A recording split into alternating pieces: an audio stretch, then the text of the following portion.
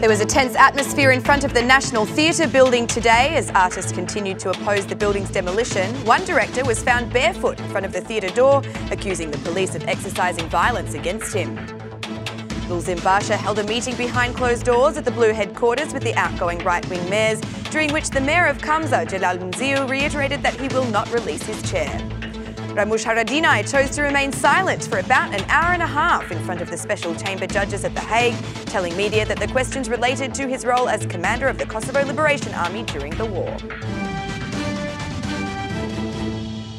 It's 6 o'clock on Wednesday, the 24th of July, 2019. Good evening and thank you for tuning in to RTV Ora's English edition. My name is Alexandra, bringing you the only daily update of the local Albanian news translated into English.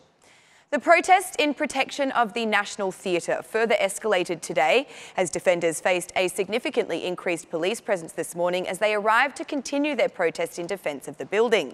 A lot of actors, as well as members of the Alliance for the Protection of the Theatre, have opposed the idea of demolishing the old theatre and building a new one since the beginning. They believe the building should be preserved, whilst the construction of a new theatre can continue at a new location. Today saw some of the protesters actually enter the interior of the building. This resulted in strong collisions with police who tried to prevent them. Film director Robert Budina even managed to lose his shoes in the kerfuffle that ensued. Today is a very sad day. Nothing like that has ever happened to me. We protested in 1990 together with the students, but not even the police of Ramiz Alia treated us in such a way. They dragged me. I've protested everywhere, even in Italy, but I've never been treated in the way I was treated here. What happened today in my country is one of the most embarrassing things I have ever known. We aren't against a new theatre, just for the preservation of this historic old building, declared Budina. This temple cannot be violated. This place is sacred. The new theatre should be built elsewhere. Please support us. We are guarding important institutions from theft by oligarchs, exclaimed Budina. He called on more citizens to join their plight. People should stand up. The theatre should represent a cemetery for those people who act against the interests of Albania.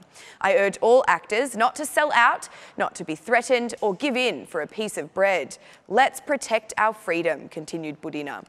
Arben Malai joined the protest while proposing a solution to the crisis. I came here with the message of Mother Teresa, who says instead of cursing the darkness, light up a candle. The Ministry of Culture should remove the fences of police officers from the perimeter of the institution. Secondly, to Minister Pandeli Maiko and Socialist Erion Brace, we demand that until a contract for the beginning of works is determined, the siege by the police be stopped and any activity being performed on the National Theatre be prevented. Both sides must find a quieter solution. This can be done through a normative act. If the government does not make a decision to block the activity until the official start of works, which may mean 2 years of no one touching the theatre, then it is the duty of the Assembly to do this, said Malai. The Democratic Party chair, Lulzim Basha, also joined the protest, remaining for almost 1 hour in the interior of the premises of the National Theatre. In support of the artists, Basha said the Democrats would defend the theatre while casting strong accusations towards the project for the construction of the new theatre. Basha said that the main aim of the project is money laundering. This is a criminal project. Drug money is being laundered by an architect condemned in Italy, someone who was Edi Rama's architect. This is a mafia scheme to enrich Rama and steal from the Albanians. The theatre has been boldly defended by artists in attempt to stop this criminal event. The opposition has been and will be here, as you have seen before, said Basha. Actors Julian Deda and Neritan Lichai also spoke of the tough situation that happened inside the theatre. After the actors have entered the premises, it became clear that the interior was not suitable for promoting culturally motivated visitations. Meanwhile, one person was knocked unconscious after falling into the empty fountain located in the theatre yard.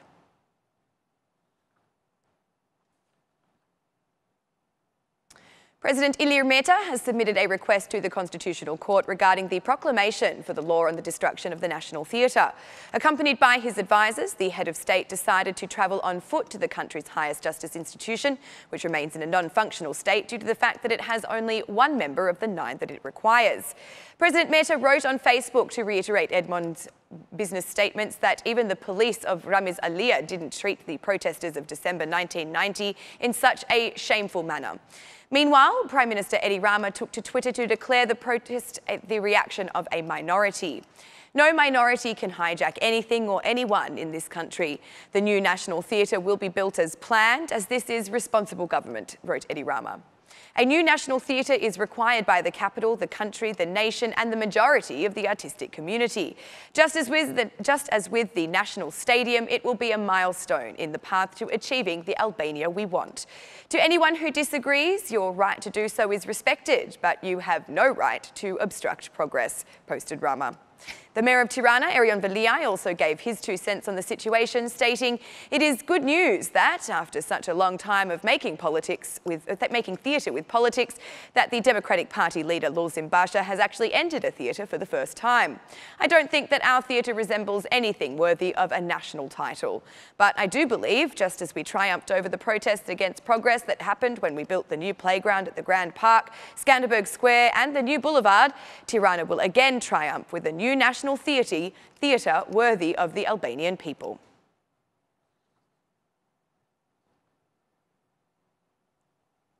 After the Electoral College decided to distribute mandates to councillors in some municipalities and pave the way for the appointment of the new mayors, the Democratic Party leader, Lulzim Basha, left the protest in protection of the National Theatre to meet with the chosen right-wing mayors.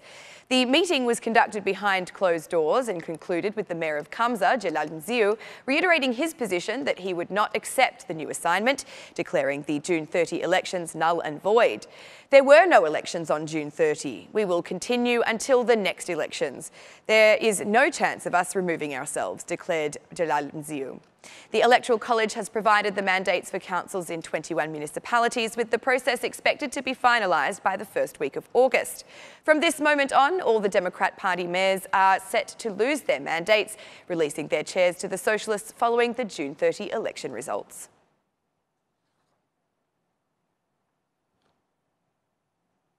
The outgoing Kosovo Prime Minister, Ramush Haradinaj, was present for about 1.5 hours for the interrogation by the Hague's specialised chambers. It has been learned that Haradinaj chose to remain silent in front of the Hague's special panel of judges.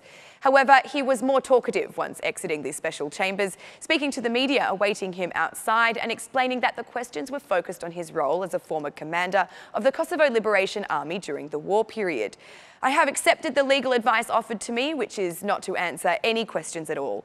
I have committed to my obligations before the court. It is a legal procedure. I am not hiding something, for there is no content. I do not know why I am suspected, said Haradinaj. Haradinaj also spoke of the decision to resign a few days ago, reiterating his stance that he did not want to be a head of state as he stood before investigators. He added that, as he returns to Pristina, he would seek re-election through the citizens' vote in the new electoral process to be announced by the country's president. I'm ready for all, whether the parliamentary speaker calls for the dissolution of the parliament or the president decrees an election date. Fortunately, there is stability in Kosovo. I believe that Kosovo is stable. If the people trust me, I will continue to work. If not, I wish success to anyone who gains their trust, said Haradinaj. Former Assembly Speaker of Kosovo, Jakub Kranici, was also taken in for questioning. The special hearings have drawn the attention of Serbian media, who report that Haradinaj and Kranici were also questioned over the reports by international experts that organ transplants were carried out during the war. The charges were actually dismissed after the investigations were carried out. The Kosovo government today also inaugurated the enlarged and rehabilitated customs control point, which is expected to improve the free movement of citizens and goods from both sides of the border. Kosovo Minister of Transport, Pajl Lekaj, asked the Albanian government to act quickly in order to fix the situation on the other side. The Albanian ambassador to Kosovo, Cemal Minjozi, highlighted the speed with which the project was realised, while stressing that there is a commitment by the government in Tirana to eliminate trade barriers between the two states. The investment by Kosovo's government is expected to facilitate the circulation of large-scale transporters who continue to travel between the two countries.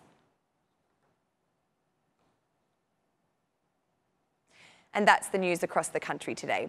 Thank you for watching our English edition this evening, and be sure to join us again every Monday to Saturday at 6 p.m. for the latest news from Albania.